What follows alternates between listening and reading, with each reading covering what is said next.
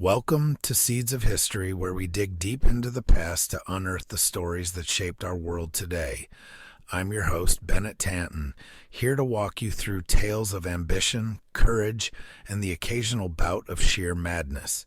Today's story is a classic: fearless warriors, epic voyages, and new worlds colliding.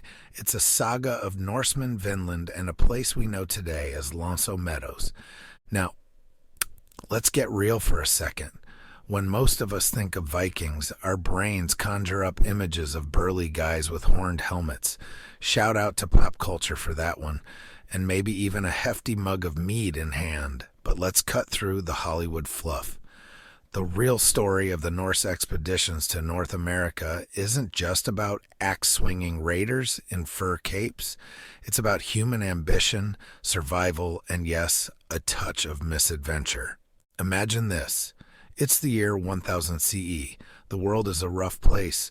Europe is still feeling the aftershocks of the Viking Age, and our seafaring Norse friends, well, they're not content to stay put. They've mastered the art of the longship, and suddenly, the world's oceans seem less like obstacles and more like highways. They've settled in places as far-flung as Greenland, and they're hearing rumors about a land even further west, a place they'd call Vinland. But this isn't just a story about discovery, it's a tale about first encounters. Meadows in Newfoundland marks the first known European contact with North America. These Vikings, led by figures like Leif Erikson, were more than just warriors. They were explorers. And yet, as grand as these expeditions were, they were also fleeting, full of encounters that ended as quickly as they began, often leaving more questions than answers.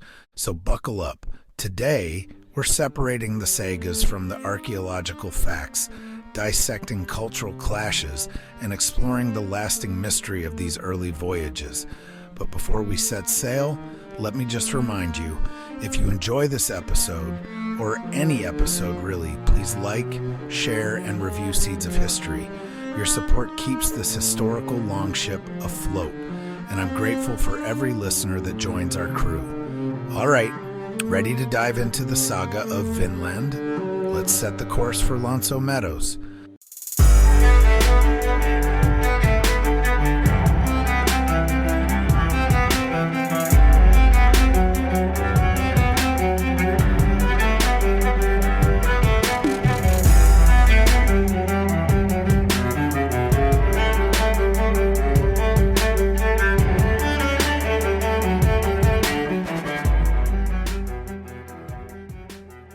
Picture this. The year is 1000 CE, and the Viking Age is in full swing. The Norse world is a sprawling patchwork of fjords, farms, and fiercely independent chieftains. By this time, the Scandinavians had already carved out a reputation across Europe, not just as bloodthirsty raiders, but also as shrewd traders, cunning navigators, and surprisingly effective settlers.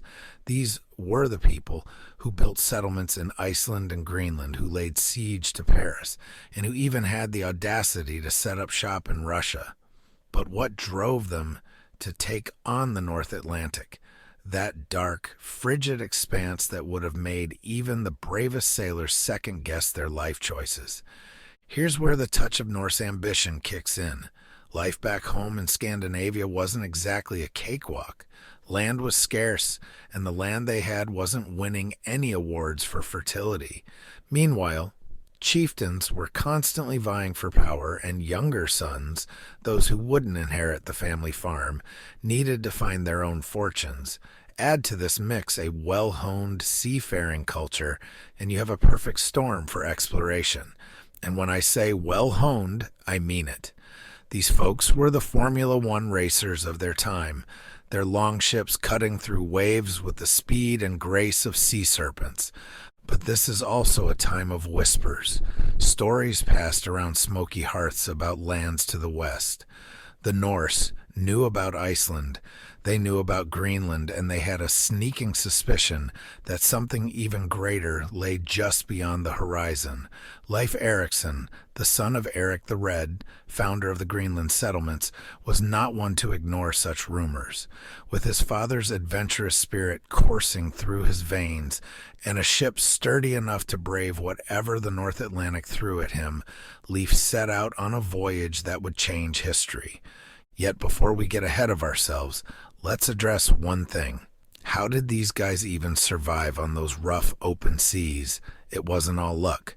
The Norse were master navigators, using a combination of the sun's position, ocean swells, and even the stars to chart their course. And when the weather was clear, they had one more secret weapon: sunstones. Yes, sunstones. Crystals that could allegedly reveal the position of the sun even on overcast days, helping them steer their longships with astonishing precision. But why Vinland? Why go through the trouble? It's simple, really: opportunity. The Norse were looking for fertile land, a place with natural resources that could support a settlement. And boy, did Vinland sound like the jackpot. The sagas spoke of lush pastures, abundant timber, and, this part's crucial, grapes for wine. Keep in mind, Greenland wasn't exactly grape country. So to the Norse, the idea of a land flowing with wine-worthy grapes must have sounded like the promised land. However, what they found when they arrived in North America was more complicated. This was not the empty land they might have imagined. It was a place already inhabited by indigenous peoples who would later be known as the First Nations. But we'll get to that. For now, picture a world where the horizon is a mystery, where every wave could be hiding a new coastline, and where a young explorer like Leif Erikson dared to push boundaries, not just of geography, but of human courage.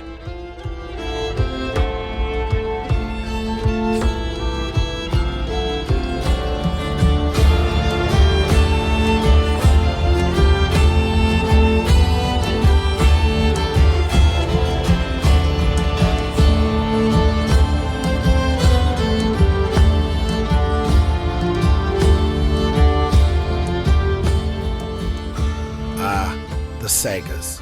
These stories are the backbone of our understanding or misunderstanding of Norse expeditions to North America. But before we dive into the drama and heroics, let's get one thing straight. Norse sagas aren't your typical history textbooks. They're more like a medieval blend of Game of Thrones and the Odyssey, passed down orally for generations before someone finally thought, hey, maybe we should write this down. And when they did, they were weaving tales full of bravado, legendary figures, and a fair bit of creative flair. The two most famous sagas that recount the Vinland voyages are the saga of the Greenlanders and the saga of Eric the Red. Both sagas tell of voyages to a mysterious land called Vinland, but, and here's where the plot thickens, they don't exactly line up. In the saga of the Greenlanders, we hear about multiple expeditions, including Leif Erikson's journey to Vinland, which is portrayed as a somewhat accidental discovery. Leif's story is simple.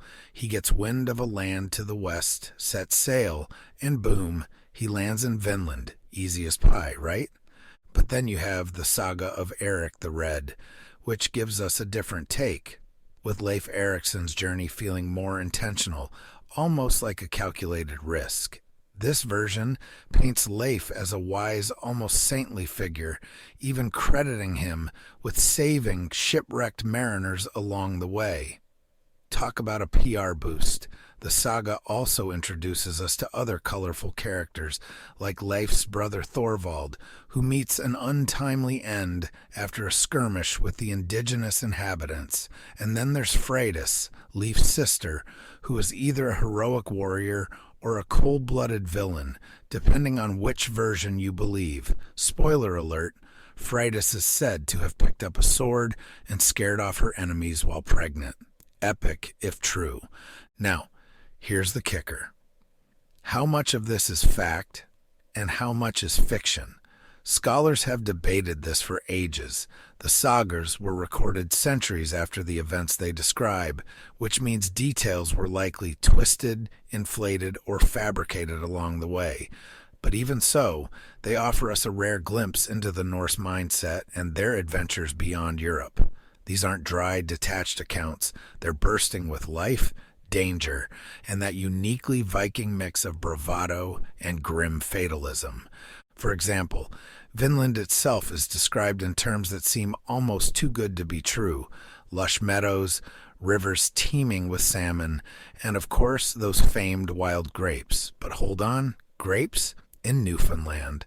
This detail has puzzled historians, who argue that either the climate was warmer back then, which it probably was, or the Norse simply mistook some other fruit for grapes. Either way, the sagas give Vinland an almost mythical allure, a land of promise that was just out of reach. But beyond the idyllic descriptions, the sagas also hint at the challenges of settling in Vinland. The Norse came face to face with an environment they weren't entirely prepared for, not to mention encounters with indigenous groups. And here's where things get murky. The sagas describe these indigenous people, whom the Norse called Skraelings, in vague and sometimes demeaning terms. Yet even through the biases, we can see hints of a deeper, more complex story. A story of cultural encounters that were not always peaceful, but were certainly significant. It's easy to get swept up in the drama of these tales, but let's not forget, the sagas are only part of the puzzle. They give us a cultural and emotional landscape, but they don't give us cold, hard facts.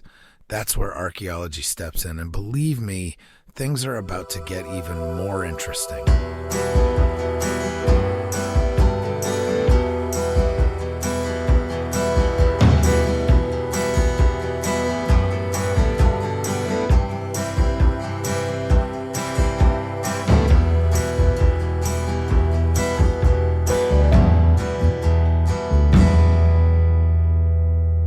All right, buckle up, because now we're entering the world of archaeology, a place where the myths of the sagas collide with cold, hard evidence.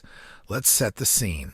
It's the 1960s, and the idea that Vikings made it to North America is still largely considered speculative at best, and the stuff of wild legend at worst. Enter Helga and Anne Stein Ingstad, a Norwegian explorer, and his archaeologist wife, who were determined to prove otherwise. With a dogged sense of adventure that would have made Leif Erikson proud, they began searching the windswept coast of Newfoundland for signs of Norse settlement. And wouldn't you know it, in 1961, they hit pay dirt, literally. At a site now known as Meadows, they unearthed the remains of a Norse settlement. And let me tell you, this was no small discovery.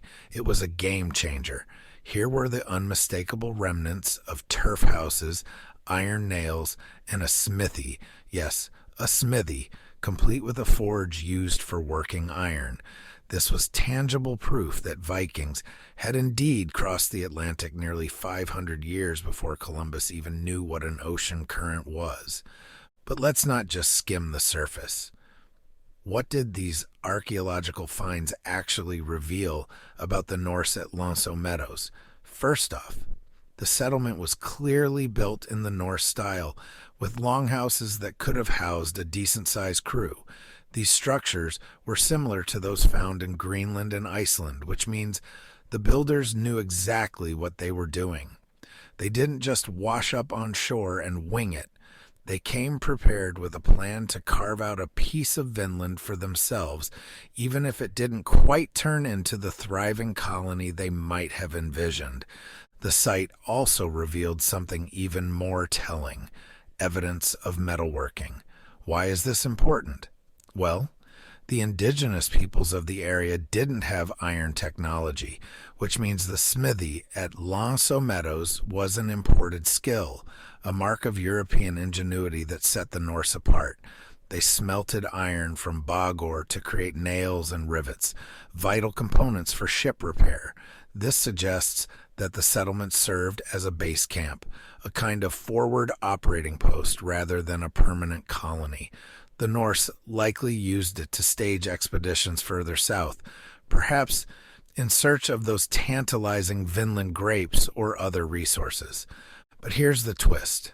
Despite the strategic planning, Meadows wasn't a long-term success. The settlement was occupied for only a short period, probably less than a decade. So what happened? Why did these seafaring Norse pack up and leave? That question brings us to the human side of the story. Life at Meadows was hard. Think brutal winters, limited resources, and the looming threat of conflict with the indigenous inhabitants. The Norse were well-traveled, but North America presented unique challenges they hadn't encountered in Greenland or Iceland. Speaking of challenges, we have to talk about the Skraelings. The sagas paint a picture of tense and often violent encounters between the Norse and the local peoples, and while archaeology can't confirm every detail, it does suggest that the Vikings' attempts to coexist, or at least co-occupy the land, weren't entirely peaceful. Bones and weapon fragments hint at a world where cultural misunderstandings could quickly escalate into skirmishes. It's a classic case of first contact gone wrong, where curiosity, ambition, and fear created a combustible mix. So what's the legacy of Meadows? It stands as a testament to human resilience and ambition, but also a humbling reminder that not every great adventure ends in glory. The site was declared a UNESCO World Heritage Site in 1978, and today it draws thousands of visitors curious to walk where the Norse once walked. But more than that, it reshaped our understanding of the transatlantic exploration, proving that the Norse were the first Europeans to set foot in the New World, even if their presence was brief.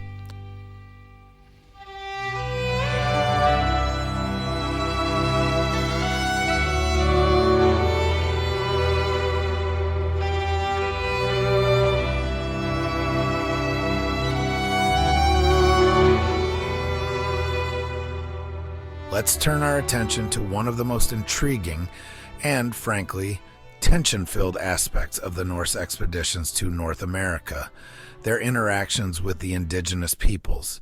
In the sagas, these local inhabitants are referred to as Skraelings, a term that historians believe was used in a not-so-friendly manner to describe anyone who wasn't Norse. But who were these Skraelings?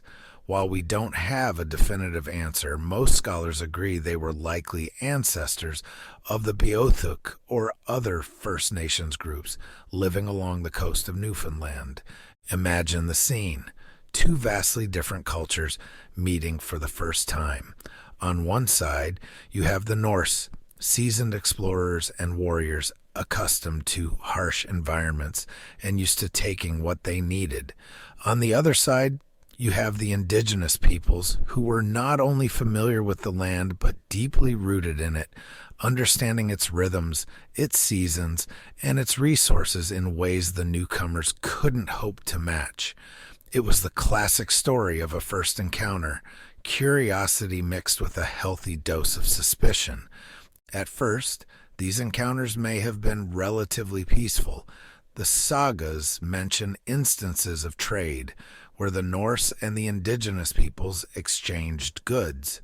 Furs and animal pelts from the local inhabitants were likely traded for Norse iron tools, which would have been seen as advanced and valuable. The Norse probably marveled at the craftsmanship of the indigenous peoples, while the locals might have been equally fascinated or wary of these strange, pale-faced seafarers with their towering longships. But as you might expect, the situation didn't stay peaceful for long. The sagas also describe conflicts that escalated into violence, and this shouldn't come as a surprise. The Norse, with their warrior culture, were likely prepared to defend their camp if threatened, while the indigenous peoples would have seen the Norse presence as a potential danger to their way of life. One notable episode from the saga of the Greenlanders tells of a skirmish in which Leif Erikson, Leif's brother, was killed by an arrow. The sagas don't sugarcoat this moment. It's clear that these encounters were fraught with misunderstanding and ultimately bloodshed. Archaeological evidence backs up the idea that things weren't exactly kumbaya between the two groups. While there are no Viking Age battlefields unearthed in Newfoundland, the abandonment of Meadows suggests that the Norse couldn't establish a stable or sustainable relationship with the indigenous peoples. The land may have been promising, but it wasn't worth the cost if staying meant constant conflict or the threat of attack. Now, let's zoom out for a moment and consider the bigger picture. What does this tell us about cultural exchange and the human condition? Well, for one, it highlights how complicated first contact can be. The Norse were strangers in a strange land, bringing their own worldview, customs, and expectations. The indigenous peoples, on the other hand, had an entirely different understanding of community, land, and survival. This wasn't just a clash of weapons. It was a clash of worldviews, and in many ways, it foreshadowed the later, more devastating encounters between Europeans and Native American groups. It's also important to think about what each side gained and lost from these interactions. The Norse brought metal tools and weaponry which could have been beneficial for indigenous technology, but they also brought conflict, disease, and a disruption of the local balance. For the Norse, the lesson was harsh. Despite their technological edge, they couldn't conquer this new world. Vinland wasn't a land they could easily claim, and the reality of North America was far more challenging than the sagas made it out to be. So what do we take away from this? The Norse expeditions were as much about learning from failure as they were about exploration. These encounters remind us that history is full of missed opportunities for understanding and cooperation, but they also underline the resilience of cultures in the face of foreign threats. In the end, the Norse had to retreat, leaving behind only the faintest traces of their presence.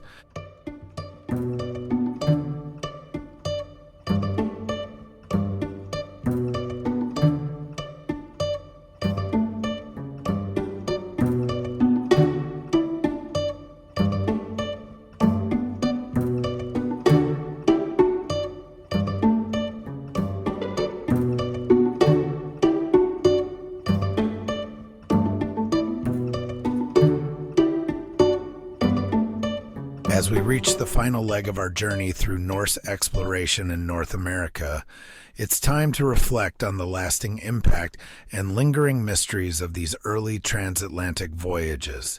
While the Norse presence in North America was short-lived, just a blip in the timeline of human history, it left a mark that still captures the imagination today. But what kind of legacy did they really leave behind? And what unanswered questions continue to baffle historians and archaeologists? Let's start with what we do know. The discovery of Meadows was groundbreaking because it fundamentally changed the way we think about European contact with the Americas. Before the Inkstads unearthed those turf houses, the narrative was all about Christopher Columbus in 1492, but the Norse were here nearly 500 years earlier, proving that the so-called Age of Exploration was preceded by earlier, more tentative forays into the New World. This revelation has forced us to reconsider the scope and scale of human migration and contact across the Atlantic. But the Norse didn't stick around, and that in itself raises fascinating questions. Why did they leave? We've already discussed the potential reasons: harsh conditions, limited resources, and conflicts with indigenous peoples. But there's also the possibility that Vinland simply didn't live up to its promise. The resources that were so enticing, timber, furs, and maybe those elusive grapes, weren't enough to justify staying in a land that was difficult to defend and far from the established Norse world. It was, in modern terms, a cost-benefit analysis that didn't favor colonization. Despite their departure, the Norse legacy lingers in more ways than one. There are some tantalizing pieces of evidence that suggest the Vikings may have ventured further into North America than just Newfoundland. For example, there's the Kensington Runestone, a slab of rock found in Minnesota with runic inscriptions that some claim are of Norse origin. However, most scholars dismiss this as a hoax. Then there are reports of possible Norse artifacts found in places like Maine and the Hudson River Valley, but again, these claims remain hotly debated.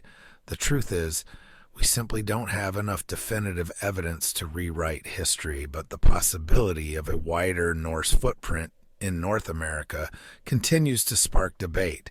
And what about cultural influence? Did the Norse leave any lasting impact on the indigenous peoples they encountered? The evidence here is scarce, but some theories suggest that indirect cultural exchanges may have occurred. For instance, iron tools left behind by the Norse could have found their way into indigenous hands, sparking new technological advancements. Still, without more concrete evidence, these ideas remain speculative. What's undeniable, though, is that the Norse presence, however brief, was part of a long and complex history of human migration, exploration, and contact. Now let's touch on the broader implications. The story of Vinland and Meadows challenges our perceptions of history. It reminds us that human ambition and curiosity often lead to great accomplishments, but also to significant failures. The Norse as explorers dared to push beyond the edges of the known world, and while they didn't establish a lasting colony, they expanded the boundaries of human experience. Their voyages serve as a humbling reminder of the harsh realities of exploration. Sometimes, no matter how advanced your technology or how brave your warriors, the land itself remains unconquerable. So where does that leave us today? In a world fascinated by the idea of discovering new frontiers, whether it's the deep sea or the expanse of outer space, the story of Vinland serves as a cautionary tale. It tells us that not every land is ours to settle, and not every adventure ends in triumph, but it also inspires a sense of awe for the resilience of those who dared to venture into the unknown, braving storms, strange lands, and encounters that would change them forever. And that brings us to our final mystery. What else might we uncover about these early Norse expeditions? With advancements in technology and archaeology, new discoveries are still possible. Maybe one day, we'll find more evidence of Viking settlements further south, or perhaps we'll uncover indigenous accounts of these strange European visitors. For now, though, the story of Vinland remains a blend of fact, legend, and a future filled with possibilities.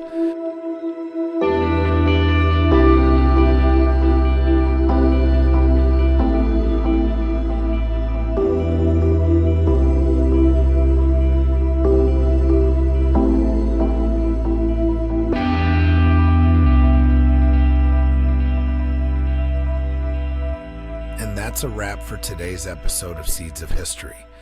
We've sailed through the stormy seas of Norse exploration, unearthed the myths and truths of Vinland, and pondered the enduring impact of these bold expeditions. From Leif Erikson's fateful voyage to the fleeting yet significant settlement at Meadows, it's clear that history is often more complex and more fascinating than we first imagine. If today's exploration left you with questions or sparked your curiosity about another corner of history, I'd love to hear from you. Feel free to reach out with your thoughts or even suggest a topic for future episodes. And remember, your support is the wind in the sails of this podcast. If you enjoyed our journey, please take a moment to like, share, and review Seeds of History on your favorite podcast platform. It makes a world of difference and helps us bring more untold stories to life. Next time, we'll dig into another chapter of history filled with intrigue, courage, and the occasional touch of humor. Because history, after all, isn't just about dates and events. It's about the humans who lived it. Thanks for tuning in. I'm your host, Bennett Tanton, reminding you that every story is a seed waiting to grow. Until next time, keep exploring, stay curious, and keep planting those seeds of history.